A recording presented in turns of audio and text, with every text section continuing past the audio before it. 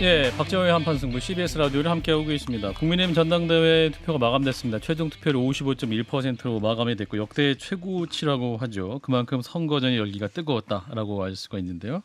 자, 하루 앞으로 다가온 이제 당대표 선출 결과, 자, 이분과 함께 미리 예상해 보겠습니다. 김기현 후보 지지 의사를 밝힌 분이세요.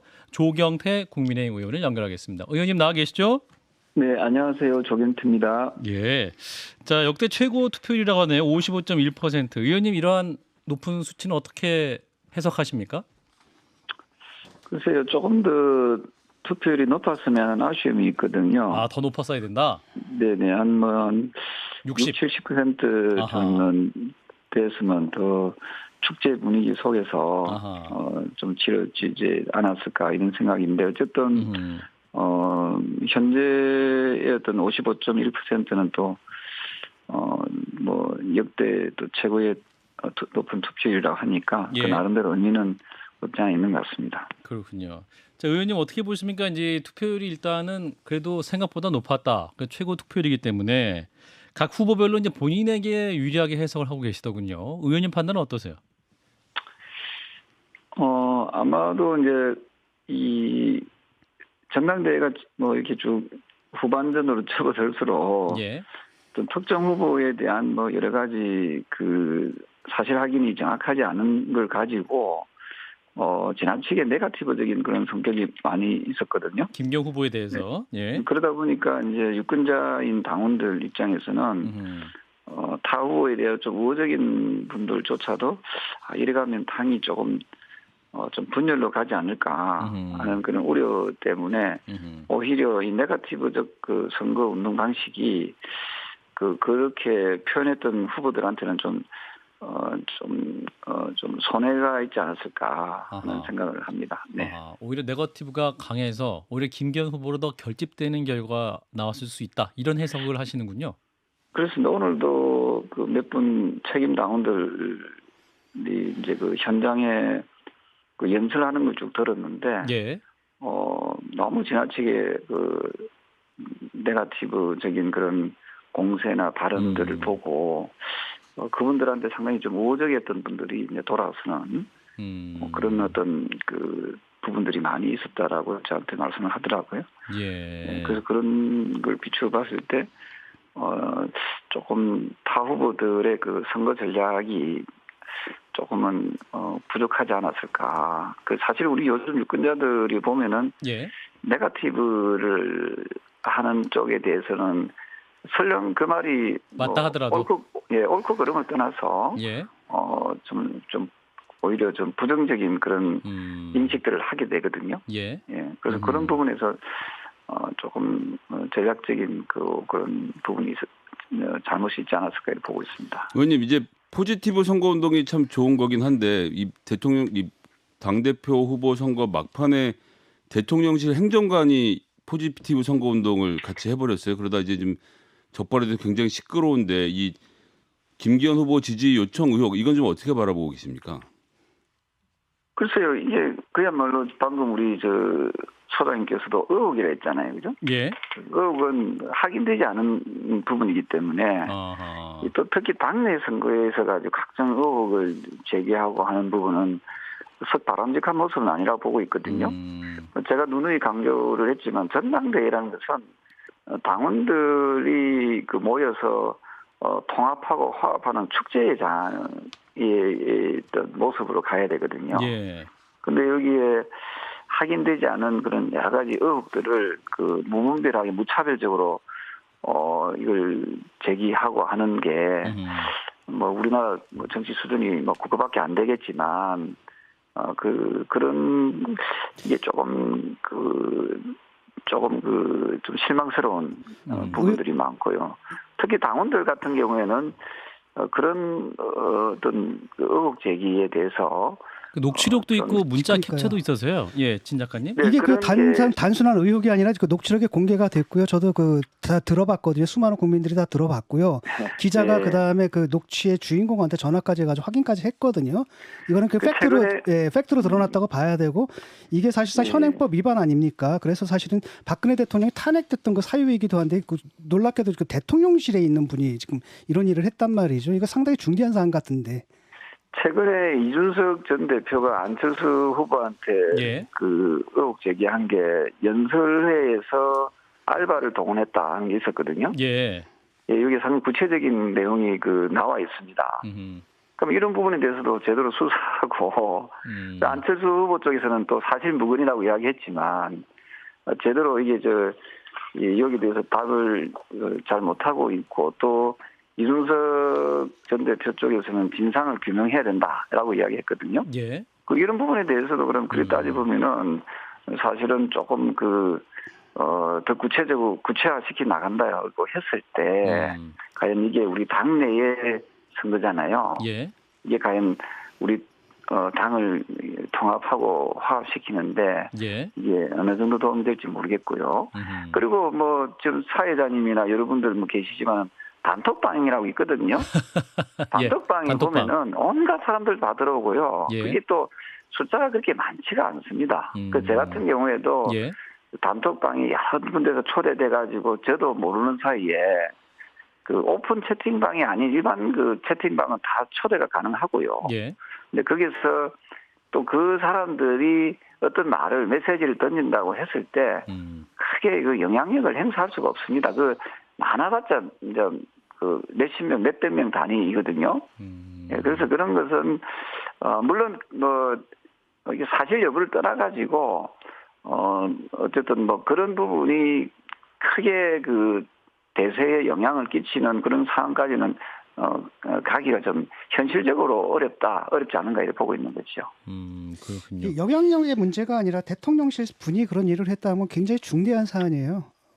네, 이 부분에 대해서는 예. 이제 좀 사실 여부를 확인하고 예. 뭐 부적절한 뭐 행위나 행동 그리고 말씀 주신 대로 위법한 행위가 있다면은 이건 예. 당연히 뭐 그렇군요. 법적 그 처벌을 받아야 되겠죠. 오늘은 근데 이제 예, 그런데 문제는 예. 후보자 당사자들이 그걸 가지고 기자회견을 하고 막 이렇게 하는 모습들이 보기 안 좋다. 그 좋은 모습은 아니고 그래서 제가 말씀드렸던 것이 이준석 전 대표가 안철수 후보에게 연설의 알바 동원에 대한 의혹 제기에 대해서 사실 무근이면 무고로 또 고발해야 되는 거 아닙니까? 예. 예, 그런 부분에 대해서 이렇게 하는 것이 과연 당내 선거의 올바른 모습인가 하는 말씀을 제가 드리는 거죠. 그래서 이제 말씀하신 대로 오늘 안철수 후보와 황교안 후보가 오늘 2시 30분에 공동 기자회견을 열고 이제 관련해서 김기현 후보 사퇴해라. 그 대표가 돼도 바로 물러나서 비대위 체제로 가야 된다. 뭐 이렇게까지 주장하고 있는 상황 아닙니까? 안철수 후보는 또 어제 저희 방송 인터뷰에서는 녹취록 더 있다.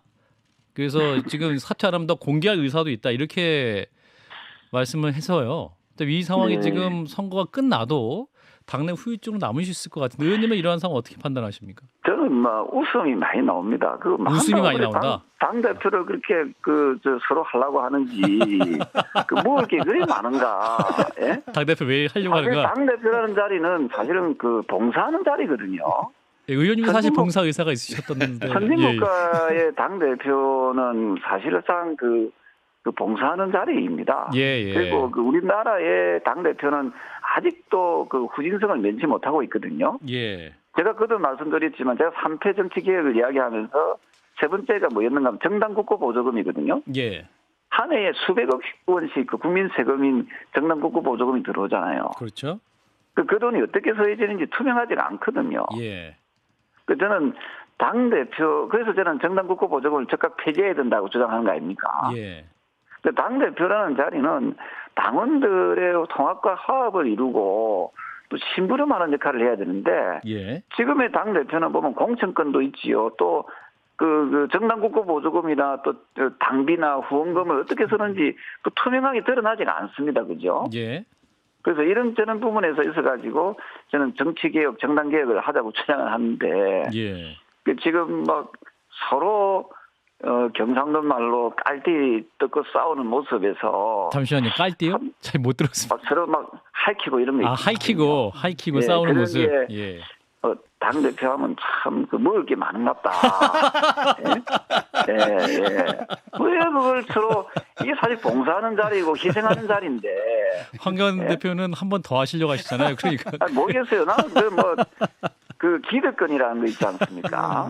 예. 그런 걸 좀 내려놓고 서로가 좀 부족하더라도 제가 이번에 그 예선전 뛰지 않았습니까? 그렇죠. 예. 뛰면서도 여러 가지 그런 좀 잘못된 그런 정황들 많이 봤거든요. 예. 잘못된 정황. 근데 예. 예, 뭐 그 동원되는 듯한 느낌도 더 보고 제가 다 했지만은 예. 그래도 점잖하게 점잖게. 제가 선관위에다가 이렇게 하면 안 되지 않겠냐라고 제가 그 문제 제기 정도를 했지. 그걸 뭐 고소 고발하고 같은 당 식구들끼리 그게 그 좋은 모습으로는 보이지 않습니다. 그래서 이게 각 정당의 그 대표 선거나 전당대회는 뭡니까 정확한 이 법을 위반했을 때 뭐 벌금 얼마 이런 게 없거든요. 예. 사실은. 아하. 선거법에 적용 안 그래서 된다. 좀 잘못되더라도 그냥 경고나 주의 정도입니다. 사실은. 그래서 이런 게 왜 그렇게 하느냐라고 하면은 당 내부의 어떤 뭐 경선입니까? 이걸 치르는 그런 과정이기 때문에 예. 그래서 서로가 조금은 이해하고 넘어가고 하는데 실질적으로 뭐 지금 우리 그 국민의힘의 지금 전당대회 흐름이 막판에 와가지고 예. 지나치게 좀 이 당원들이나 국민들이 보기에는 좀 실망스러운 모습으로 뭐 좀 수준이 낮은 행태로 흘러가고 있지 않는가. 김기현 후보는 그러면 상대적으로 선거 전 보실 때 관련 의혹에 대해서도 문제가 없고 깨끗한 후보로 판단하시는 겁니까? 당 대표 되시면 문제 없이 하실 것이다. 김기현 후보의 그 부동산 문제는 이미 몇 년 전에 문재인 정부 때지요. 문재인 정부 때이 얼마나 그 서슬퍼렸던 정권입니까? 예. 그때 이미 그게 불거졌었습니다. 예, 저도 기획을 더불어민주당 의원이 문제 제기했던 거거든요. 예. 그게 만약에 사실이었으면 벌써 문제가 됐을 것이다. 기소됐겠지요. 알겠습니다. 그래서 그 부분에 대해서는 이미 그러니까 제가 이야기하고 싶은 것은 민주당에서 제기했던 그 의혹입니다. 그야말로. 예. 다시 우리 당 내부에서 이 의혹 제기를 똑같이 한다는 게 문제다. 과연 맞는 건지 차라리 그 시간에 내가 당대표가 되면은 어떻게 기득권을 내려놓고 어떤 비전을 가지고 정치 발전을 시키고 어떻게 해서 알겠습니다. 총선 승리를 이끌어 나갈 것인가 하는 그 비전 제시를 조금 더 했어야 된다. 하는 것이 더 좀 생산적이지 않았을까. 그래서 저는 그 후보들이 면면을 보면은 예. 참 아쉽고 안타까운 것이 알겠습니다. 그런 어떤 기회들을 많이 놓치지 않았나 보고. 의원님 지금 시간이 얼마 없어서요. 의원님, 근데 진 작가님.